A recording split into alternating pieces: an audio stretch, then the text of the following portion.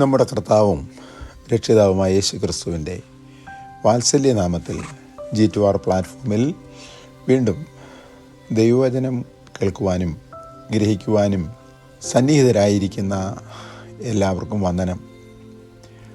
കഴിഞ്ഞ ചില നാളുകളായി വിശുദ്ധ വേദപുസ്തകത്തിൽ ഉൽപ്പത്തി പുസ്തകം മുതൽ വെളിപ്പാട് പുസ്തകം വരെ വിസ്തൃതമായി കിടക്കുന്ന പഴയ നിയമ ഇസ്രായേൽ ജനങ്ങളെയും പുതിയ നിയമ രാജകീയ പുരോഹിതവർഗം വാഗ്ദത്ത ഇസ്രായേൽ ജനത്തെയും സംബന്ധിച്ച് കൂട്ടിയിണക്കിയുള്ള ദൈവവചനമാണ് നാം ശ്രദ്ധിച്ചുകൊണ്ടിരുന്നത്. അതിവിടെയും തുടരുകയാണ്. ഇസ്രായേൽ ജനത്തിൻ്റെ മരുഭൂമിവാസവും പ്രയാണ ക്രമീകരണവും. ഇസ്രായേൽ ജനത്തിൻ്റെ മരുഭൂമിവാസവും പ്രയാണ ക്രമീകരണവും. ഏകദേശം 40 സംവത്സരങ്ങളാണ് ഇസ്രായേൽ ജനങ്ങൾ മരുഭൂമിയിൽ വസിച്ചത്. അവർ 42 ദേശങ്ങളിൽ പാളയമടിച്ച് ജീവിച്ചതായി തിരുവചനത്തിൽ രേഖപ്പെടുത്തിയിരിക്കുന്നു. യോസേഫ് മിസ്രൈമിൽ നിന്നും പ്രധാനമന്ത്രിയായിരിക്കുമ്പോൾ യാക്കോബ് തൻ്റെ ശേഷിക്കുന്ന മക്കൾ, മരുമക്കൾ, കൊച്ചുമക്കൾ എന്നിവർ അടങ്ങുന്ന 70 പേർ ഉൾപ്പെട്ട സഭ, ഒരു കോണ്ടിൻജന്റ് കനാൻ ദേശത്തു നിന്ന് ഇസ്രായേൽ ദേശത്തിലെത്തി. ചരിത്രം വളരെ വ്യക്തമായി ഉൽപ്പത്തി പുസ്തകത്തിൽ രേഖപ്പെടുത്തിയിട്ടുണ്ട്. അവരെ യാക്കോബിൻ്റെ 11ാമത്തെ മകൻ റാഹേലിൻ്റെ ആദ്യജാതൻ യോസേഫ് ഫറവോൻ്റെ അനുമതിയോടുകൂടെ ഗോശേൻ ദേശത്ത് പാർപ്പിക്കുമ്പോൾ അവർ എവിടെ എങ്ങനെ കൂടാരം അടിച്ച് പാർക്കണമെന്ന നിർദ്ദേശവും ഒന്നും കൊടുത്തില്ല. ഉൽപ്പത്തി പുസ്തകം 45-ാം അധ്യായം 10, 46-ൻ്റെ 20, 29, 34 ദേശത്ത് പാർത്തുകൊള്ളുവാൻ അനുവാദം കൊടുത്തതല്ലാതെ എങ്ങനെ പാർക്കണം, ഏത് വിധത്തിൽ പാർക്കണം എന്നുള്ള മാർഗനിർദ്ദേശങ്ങളൊന്നും കൊടുത്തില്ല.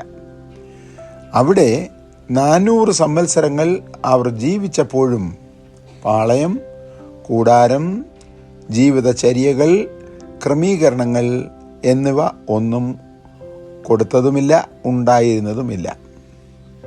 അവിടെ നിന്ന് 400 സംവത്സരത്തെ ഗോശൻ വാസത്തിനു ശേഷം പെസഹ കുഞ്ഞാടിൻ്റെ ചോരത്തളിപ്പിനാൽ വിടുതലും സ്വാതന്ത്ര്യവും പ്രാപിച്ച ദൈവജനം ഗോശൻ ദേശത്തു നിന്നും മിസ്രൈമിൽ ദേശത്തു നിന്നും ഇറങ്ങിത്തിരിച്ച് 3 ദിവസം യാത്ര ചെയ്ത് 3ാമത്തെ ദിവസം മിഗ്ദോൽ വരെ വരുമ്പോഴും, ചെങ്കടലിൽ കൂടി യാത്ര ചെയ്ത് സീൻ മരുഭൂമിയിൽ വന്ന് ചേരുമ്പോഴും അതേ നില തന്നെ തുടർന്നു. ഓരോരുത്തരും അവരവർക്ക് സ്വാതന്ത്ര്യമനുസരിച്ച് സൗകര്യാർത്ഥം കൂടാരം അടിച്ചു. പുറപ്പാട് പുസ്തകം 13-ാം അധ്യായം 21 മുതൽ 19-ാം അധ്യായം 1 വരെയുള്ള വാക്യങ്ങൾ. എന്നാൽ സീൻ മരുഭൂമിയിൽ പാർത്ത് പ്രമാണം ലഭിച്ച്, അഥവാ ന്യായപ്രമാണം ലഭിച്ച് സമാഗമന കൂടാരത്തിൻ്റെ പണി പൂർത്തീകരിച്ച് വാഗ്ദത്ത ദേശത്തേക്ക് യാത്ര ആരംഭിക്കുന്നതുവരെ, പുറപ്പാട് പുസ്തകം 39-ന്റെ 32 വായിച്ചു കൊണ്ടാൽ ഗ്രഹിക്കാകുന്നത് അത്ര, അതേ അവസ്ഥ തന്നെ തുടർന്നു. എന്നാൽ കൂടാരത്തിൻ്റെ പണി തീർത്ത് വാഗ്ദത്ത ദേശത്തേക്ക് യാത്ര ആരംഭിച്ചതു മുതൽ ജീവിതത്തിൽ ഒരു പ്രത്യേക നടപടിക്രമം അനുസരിച്ച് അവർ യാത്ര ചെയ്യുവാൻ തുടങ്ങി. യോർദാൻ നദി കടന്ന് വാഗ്ദത്ത ദേശത്ത് പ്രവേശിക്കുന്ന കാലം അത്രയും അവരുടെ യാത്ര സമ്പൂർണമായി ദൈവനിർദ്ദേശപ്രകാരം മാത്രം ആയിരുന്നു.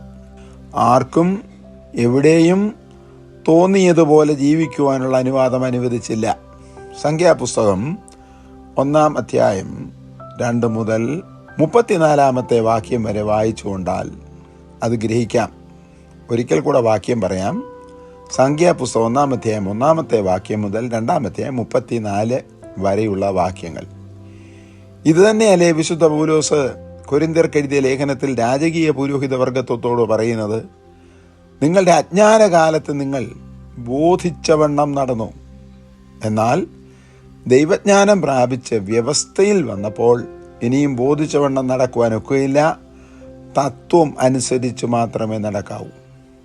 ഇതും രാജകീയ പുരോഹിതവർഗമായി ദൈവസഭയ്ക്ക് ഒരു ബുദ്ധി ഉപദേശമാണെന്ന് മറന്നുപോകരുത്. അത് സംബന്ധമായി എഫെസോസ് പട്ടണത്തിൽ ഉണ്ടായിരുന്ന സഭയ്ക്ക് വിശുദ്ധ പൗലോസ് എഴുതി നൽകിയതും സഭായുഗം മുഴുവനും ഇഹത്തിൽ വസിക്കുന്നവരുമായ ദൈവസഭയ്ക്ക് കൽപ്പിച്ചു നൽകിയിരിക്കുന്നതുമായി ദൈവകൽപ്പന കൂടെ ഒന്ന് ശ്രദ്ധിക്കുന്നത് നന്നായിരിക്കും. ലേവ്യ പൗരോഹിത്യത്തിൽ വിശ്വസിച്ച ജനവും രാജകീയ പുരോഹിതവർഗം കർത്താവായ യേശുക്രിസ്തുവിൻ്റെ മഹാപൗരോഹിത്യത്തിൽ നിന്നുടലെടുത്ത പുതിയ നിയമസഭയും തമ്മിലുള്ള താരതമ്യമാണ് നാം പഠിക്കുന്നത്. ആകയാൽ പൗലോസ് പറയുകയാണ്, ഞാൻ കർത്താവിൽ സാക്ഷീകരിച്ചു പറയുന്നത് എന്തെന്നാൽ, ജാതികൾ എന്ന് പറഞ്ഞാൽ കർത്താവിനെ അറിയാത്ത പണ്ഡിതനോ പാമരനോ വെളുത്തവനോ കറുത്തവനോ കിഴക്ക് ദേശക്കാരനോ പടിഞ്ഞാറ് ദേശക്കാരനോ സ്ത്രീ പുരുഷന്മാരാരുമാകട്ടെ, മൂലഭാഷയിൽ കൊടുത്തിരിക്കുന്നത് നേഷൻസ് അഥവാ ഹീതൻസ് എന്ന് പറഞ്ഞാൽ സാരാംശത്തിൽ അതർ റിലിജിയസ് പീപ്പിൾ, മറ്റ് മതക്കാർ. ഇപ്പോൾ വിഷയം മനസ്സിലായി എന്ന് തോന്നുന്നു. ഞാൻ കർത്താവിൽ സാക്ഷീകരിച്ചു പറയുന്നത് എന്തെന്നാൽ, ദൈവവിശ്വാസികളായ ദൈവമക്കൾ ഒഴികെയുള്ള ഏത് ജാതിയും, ജാതികൾ, ഗോത്രങ്ങൾ, ഭാഷകൾ, വംശങ്ങൾ, തങ്ങളുടെ വ്യർത്ഥബുദ്ധി അനുസരിച്ച് നടന്നതുപോലെ നിങ്ങൾ ഇനി നടക്കരുത്. അവർ അന്ധബുദ്ധികളായി അജ്ഞാന നിമിത്തം, ഹൃദയകാഠിന്യ നിമിത്തം തന്നെ ദൈവത്തിൻ്റെ ജീവനിൽ നിന്നകന്ന് മനം തഴമ്പിച്ചു പോയവർ ആകയാൽ അത്യാഗ്രഹത്തോടെ സകല അശുദ്ധിയും പ്രവർത്തിപ്പാൻ ദുഷ്കാമത്തിന് തങ്ങളെ തന്നെ ഏൽപ്പിച്ചിരുന്നു. നിങ്ങളോ യേശുവിൽ സത്യം ഉള്ളതുപോലെ, അഥവാ സത്യം മാത്രം ഉള്ളതുപോലെ യേശുക്രിസ്തുവിനെ കുറിച്ച് കേട്ടിട്ട് യേശുക്രിസ്തുവിൽ ഉപദേശം ലഭിച്ചു എങ്കിൽ ക്രിസ്തുവിനെ കുറിച്ച് ഇങ്ങനെയല്ല പഠിച്ചത്. മുമ്പിലത്തെ നടപ്പ് സംബന്ധിച്ച് ചതിമോഹങ്ങളാൽ വഷളായി പോകുന്ന പഴയ മനുഷ്യനെ, വിശ്വാസത്തിൽ വരുന്നതിന് മുമ്പുള്ള പഴയ വ്യക്തിത്വത്തെ ഉപേക്ഷിച്ച് നിങ്ങളുടെ ഉള്ളിലെ ആത്മാ സംബന്ധമായി പുതുക്കം പ്രാപിച്ച് സത്യത്തിൻ്റെ ഫലമായി നീതിയും വിശുദ്ധിയും ദൈവത്തിനനുരൂപമായി സൃഷ്ടിക്കപ്പെട്ട പുതു മനുഷ്യനെ ധരിച്ചുകൊള്ളുവീൻ. അപ്പോൾ എഫെസോസിലെ പ്രധാന ദേവിയായിരുന്ന അർത്തമീസിനെ സേവിച്ച് നടന്നതുപോലെ ഏകസത്യ ദൈവമായ കർത്താവിനെ വിശ്വസിച്ച് പിതൃപുത്ര പരിശുദ്ധാത്മാവാം ത്രിയേക ദൈവത്തെ നമസ്കരിച്ച് സത്യനമസ്കാരികളായി ജീവിക്കുന്നവർ പഴയ നടപ്പിൻ പ്രകാരം നടക്കരുത് എന്ന എഫെസർക്ക് എഴുതിയ ലേഖനം 4-ാം അധ്യായം 17 മുതൽ 24 വരെയുള്ള വാക്യങ്ങളിൽ വിശുദ്ധ പൗലോസ് ദൈവസഭയെ ഓർപ്പിക്കുന്നു. ഇതേ വിഷയം തന്നെ വിശുദ്ധ പൗലോസ് കൊരിന്ത്യയിലെ വിശ്വാസികൾക്കും എഴുതിയിരിക്കുന്നുണ്ട്. അതായത് അവർ ക്രിസ്തു വിശ്വാസത്തിൽ വന്ന ശേഷവും വിശ്വാസത്തിൽ വരുന്നതിന് മുമ്പ് നടന്നു വന്ന വഴക്കങ്ങളിൽ തന്നെ നടന്നു വന്നു. അതിനെതിരായി താൻ അവരെ ഖണ്ഡിതമായി ഉപദേശിക്കുകയാണ്. സഹോദരന്മാർ സഹോദരനോട് വ്യവഹരിക്കുന്നു എങ്കിൽ അതും അവിശ്വാസികളുടെ കോടതികളിൽ പോയി നിങ്ങൾക്ക് തമ്മിൽ കേസുകളോ വ്യവഹാരമോ ഉണ്ടാകുന്നത് തന്നെ കേവലം പോരായ്മയാകുന്നു. അതിന് പകരം നിങ്ങൾ അന്യായം സഹിച്ചുകൊള്ളരുതാത്തത് എന്തുകൊണ്ട്? നഷ്ടം ഏറ്റുകൊള്ളാത്തത് എന്ത്? അല്ല, നിങ്ങൾ അന്യായം ചെയ്യുകയും നഷ്ടം വരുത്തുകയും ചെയ്യുന്നു, അതും സഹോദരന്മാർക്ക് തന്നെ. അന്യായം ചെയ്യുന്നവൻ ദൈവരാജ്യം അവകാശമാക്കുകയില്ല എന്ന് അറിയുന്നില്ലയോ? നിങ്ങളെ തന്നെ വഞ്ചിക്കാതിരിപ്പീൻ. അന്യായം ചെയ്തുകൊണ്ട് ദൈവസഭയിൽ അംഗങ്ങളായിരുന്ന് നിങ്ങളെ തന്നെ വഞ്ചിക്കാതിരിപ്പീൻ. തുടരുകയാണ് വിശുദ്ധ പൗലോസ്. ദുർനടപ്പുകാർ, വിഗ്രഹാരാധികൾ, വ്യഭിചാരികൾ, സ്വയഭോഗികൾ, പുരുഷകാമികൾ, കള്ളന്മാർ, അത്യാഗ്രഹികൾ, മദ്യപന്മാർ, വാവിഷ്ഠാണക്കാർ, പിടിച്ചുപറിക്കാർ എന്നിവർ ദൈവരാജ്യം അവകാശം ആക്കുകയില്ല. നിങ്ങളും ചിലർ ഈ വകക്കാരായിരുന്നു.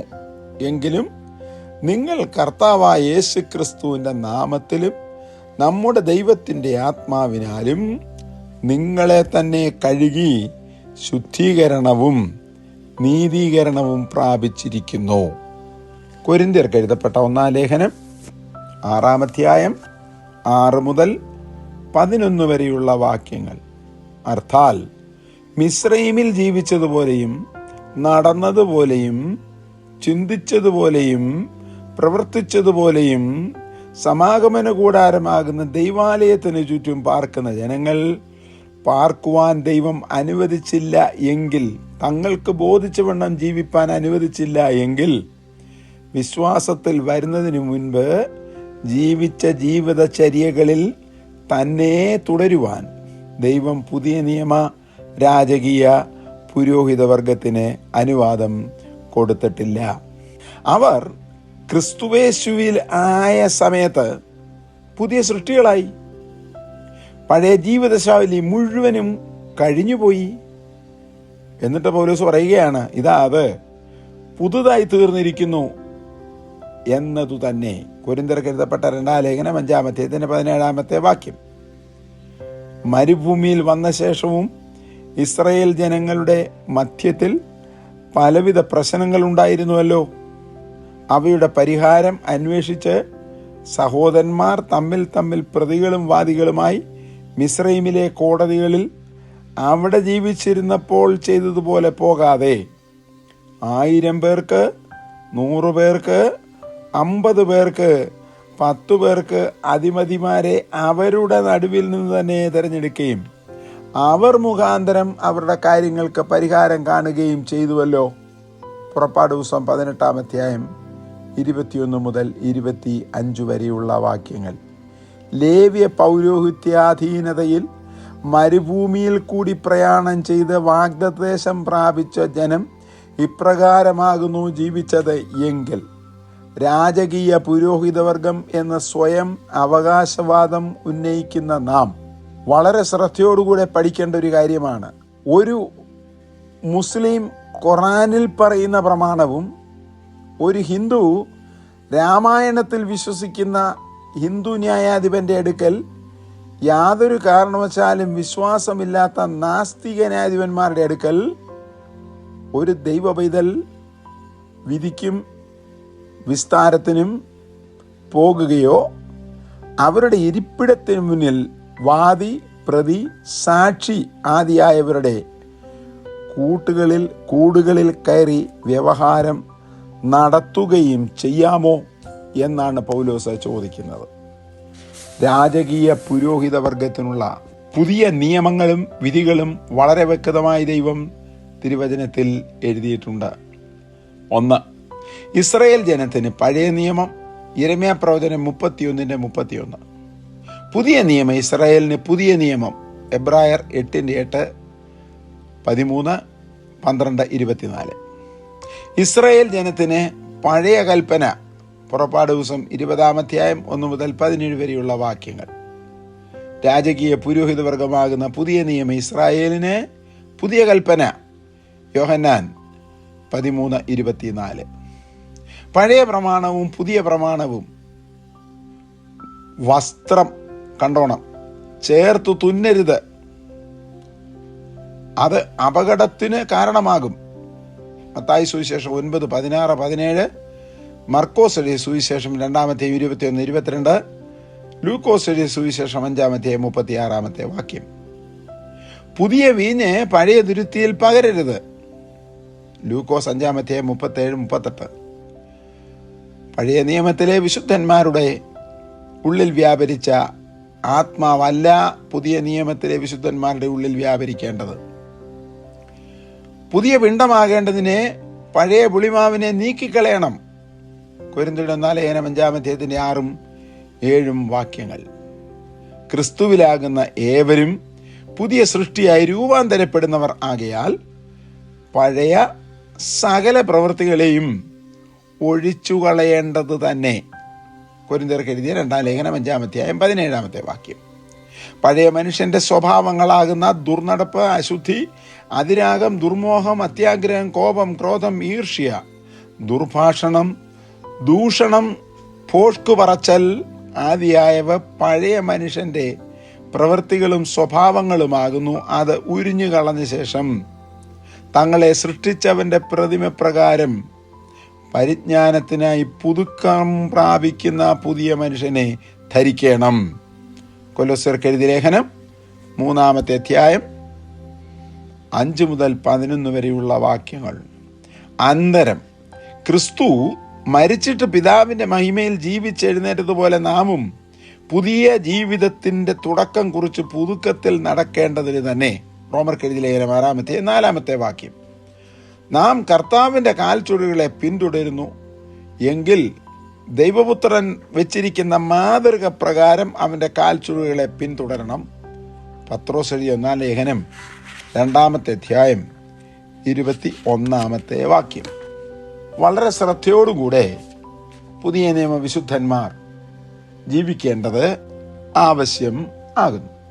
ഇവയത്ര രാജകീയ പുരോഹിത വർഗത്തിൽപ്പെട്ട ഓരോ ദൈവ വിശ്വാസികളെയും സംബന്ധിച്ചുള്ള ദൈവത്തിൻ്റെ ഹിതം. യേശു ക്രിസ്തുവിനെ രക്ഷിതാവായി വിശ്വാസത്താൽ സ്വീകരിക്കുകയും യേശു ക്രിസ്തുവിനോട് ചേരുവാൻ വിശ്വാസ സ്നാനം സ്വീകരിക്കുകയും ചെയ്ത ശേഷവും ഈ അനുഭവം പ്രാപിക്കുന്നതിന് മുമ്പ് നടന്ന വഴിയിൽ തന്നെയാണ് നാം നടക്കുകയും ജീവിക്കുകയും ചെയ്യുന്നതെങ്കിൽ നമ്മളിൽ എന്താണ് രൂപാന്തരം നടന്നത്? ഒന്ന് ചിന്തിച്ചു നോക്കുക. പുതിയ സൃഷ്ടിയായി തീർന്ന വ്യക്തികളിൽ പണ്ടുണ്ടായിരുന്ന ജഡത്തിന്റെ പ്രവൃത്തികളാകും ദുർനടപ്പ്, അശുദ്ധി, ദുഷ്കാമം, വിഗ്രഹാരാധന, ആഭിചാരം, പക, പിണക്കം, ജാരശങ്ക, ക്രോധം, ശാഠ്യം, ദ്വന്ദ്വപക്ഷം, ഭിന്നത, അസൂയ, മദ്യപാനം, വെറിക്കൂത്ത് എന്നിവ കാണുകയില്ല. കാരണം ഈ വക പ്രവൃത്തിയിലേക്ക് നയിക്കുകയും നടത്തുകയും ചെയ്യുന്ന ജഡത്തെ അതിൻ്റെ രാഗമോഹത്തോടുകൂടെ പുതിയ വിശുദ്ധന്മാർ ക്രൂശിച്ചു എന്നുള്ളതത്രേ. ഇപ്രകാരമുള്ള ക്രൂശീകരണ അനുഭവത്തോടു കൂടിയ എല്ലാ വിശ്വാസികളും ഒരുവനെ നടത്തുവാനും നയിക്കുവാനും ദൈവപുത്രൻ പിതാവായ ദൈവത്തിൽ കൂടെ കാര്യസ്ഥനാകുന്ന പരിശുദ്ധാത്മാവിനെ നൽകി നിത്യവും നിരന്തരവുമായി അവരിൽ വസിച്ച് സകലവിധ പാപം, നീതി, ന്യായത എന്നിക്കുറിച്ച് ബോധ്യം വരുത്തി അവരെ നടത്തുന്നു. യോഹന്നാൻ സുവിശേഷം 16-ാം അധ്യായം 7 മുതൽ 13 വരെയുള്ള വാക്യങ്ങൾ. പരിശുദ്ധാത്മാവിൻ്റെ ഫലം പുറപ്പെടുവിക്കുവാൻ സഹായിക്കുകയും ഈ പരിശുദ്ധാത്മാവാണ് സഹായിക്കുന്നത് എന്ന് മറക്കരുത്. ഗലാത്യർക്ക് എഴുതിയ ലേഖനം 5-ാം അധ്യായം 22-23 വാക്യങ്ങൾ. അതനുസരിച്ച് നടക്കുകയും ജീവിക്കുകയും ചെയ്യുക. 5-ാം അധ്യായം 16-ാമത്തെ വാക്യം. നിങ്ങൾ ആത്മാവിനെ അനുസരിച്ച് നടക്കണം എന്നുള്ള വ്യക്തിയാകുന്നു എങ്കിലും ഇച്ഛിക്കുന്നത് ചെയ്യാതെ വണ്ണം ഇച്ഛിക്കാത്തവയെ ചെയ്യുവാനുള്ള പ്രേരണാശക്തി നിങ്ങളിൽ വസിക്കുന്നു എങ്കിൽ നിങ്ങൾ പുതിയ സൃഷ്ടികൾ ആയിട്ടില്ല. യോഹന്നാൻ 14:17, 15:16, 16:13 അവർ വസിക്കുന്നത് ഭോഷ്കിൻ്റെ ആത്മാവാകുന്നു. ആകയാൽ നാം ചെയ്യുന്ന അഥവാ പുതിയ നിയമ സഭ രാജകീയ പുരോഹിതവർഗം ചെയ്യുന്ന സംസാരിക്കുന്ന ഏതു പ്രവൃത്തിയിലും സംസാരത്തിലും പരിശുദ്ധാത്മപ്രേരിതമായ വിഷയമാണോ ചെയ്യുന്നത് എന്ന് സ്വയം ശോധന ചെയ്യണം. കൊരിന്ത്യർക്ക് എഴുതിയ 1-ാം ലേഖനം 2-ാം അധ്യായം 14-ാമത്തെ വാക്യം. കാരണം നമ്മൾ ഈ ലോകത്തിൽ വസിക്കുന്നുവെങ്കിലും കേവലം ലൗകികരല്ല, പിന്നെയോ യേശുക്രിസ്തുവിൻ്റെ സ്ഥാനാപതികളും രാജകീയ പുരോഹിതവർഗവുമാണ്. കർത്താവേ, വചനം കേൾക്കുക മാത്രമല്ല അതിനനുസരിച്ച് ജീവിപ്പാനും ഞങ്ങൾക്ക് കൃപയും ശക്തിയും തരുമാറാകണമേ എന്ന് അങ്ങയുടെ പുത്രന്റെ നാമത്തിൽ പിതാവാൻ ദൈവത്തോട് ആത്മനിർഭരരായി ഞങ്ങൾ താഴ്മയായും അപേക്ഷിക്കുന്നു. കേൾക്കുമാറാകണമേ.